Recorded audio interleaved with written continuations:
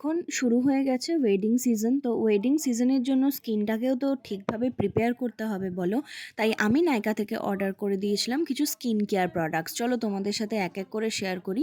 আমার regular skin care রুটিনে যা যা কিছু কাজে লাগে আমি সেগুলোই কিন্তু পারচেস করেছি। তো প্রথমেই যেটা ছিল সেটা হচ্ছে একটা সানস্ক্রিন আর ময়শ্চারাইজার। তো সানস্ক্রিনটা ছিল অ্যাকোয়ালজিকা থেকে। আমি এবারে অ্যাকোয়ালজিকার এই ভ্যারিয়েন্টটা কিনেছি। তবে এটা এর আগেও আমি ইউজ করেছি। এটা কিন্তু ভীষণই ভালো আর খুব রেডিয়েন্ট একটা গ্লোয়ি স্কিন তোমাকে প্রোভাইড করে।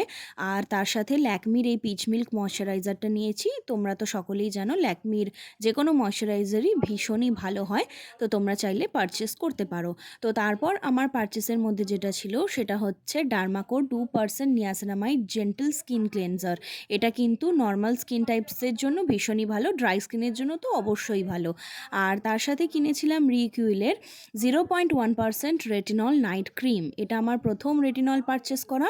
তো আমি ইউজ করে তোমাদেরকে অবশ্যই জানাবো যে আমার কেমন লাগলো। এর আগে আমি কখনোই রেটিনল ইউজ করিনি। তো তারপর ছিল কিছু ময়শ্চারাইজার্স আর টোনার।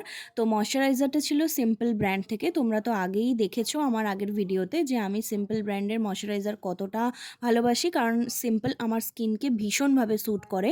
আর যেহেতু এর মধ্যে কোনো ফ্রেগরেন্স থাকে না, তাই আমার স্কিনের জন্য এটা ভীষণই ভালো। সেনসিটিভ স্কিন যাদের, তাদের জন্য তো সিম্পলের চাইতে ভালো ময়শ্চারাইজার আমার মনে হয় না আর কিছু হতে পারে। তো আমি এটাই অ্যাজ ইউজুয়াল পারচেস করে ফেলেছি। আর ডট অ্যান্ড কি ব্র্যান্ড থেকে একটা টোনার পারচেস করেছি, যেটা হচ্ছে সিকা কামিং টোনার। এই টোনারটা আমি এর আগে কখনো ইউজ করিনি।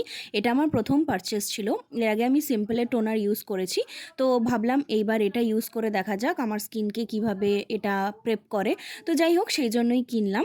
তো এরপর যেটা ছিল সেটা হচ্ছে একটা সানস্ক্রিন এবং আবার একটা ময়শ্চারাইজার।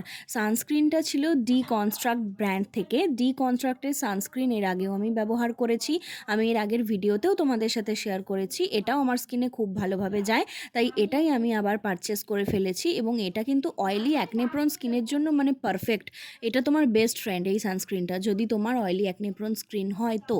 আর তারপর ছিল রিকিউলের সেরামাইড অ্যান্ড হাইলোরনিক অ্যাসিড একটা ময়শ্চারাইজার।